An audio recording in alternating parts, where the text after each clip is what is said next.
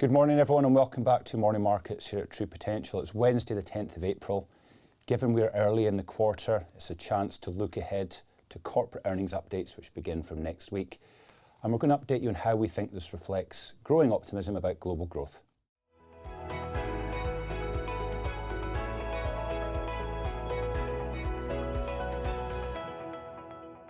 So incoming data continues to reflect improving consensus for global GDP growth. Many of the headwinds from COVID are behind us. Supply chain shocks, energy price shocks are now very much in the rearview mirror. And in many ways, equity earnings consensus is very much ahead of the game. In the US, consensus cumulative forecasts for earnings growth from the S&P 500 over the next 3 years is 40%.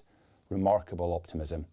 Away from the US, in the MSCI World ex-US Index, we get a similar reading of around about 33% earnings growth over the next 3 years. This reflects remarkable optimism today about global GDP growth and that the direction and trend is upwards. So what can we think about this week? Well, we have 3 stories which will largely corroborate this robust message. Today, this afternoon, we expect the US CPI print to come in largely in line, very much a Goldilocks print, which will largely reflect that CPI is around about 3 to 3.5%. So still too high for any immediate rate cuts, but nowhere near the prints we saw in 2022. Tomorrow, the European Central Bank will meet. Whilst no policy decisions are expected, it is expected that the ECB may push back somewhat on expectations for a rate cut as early as May. And this is because in Europe, we face many of the similar challenges that are experienced in the US, which is inflation firmness is being driven by services inflation. That is demand for services. It's around about 4% in Europe. It's around about the same in US.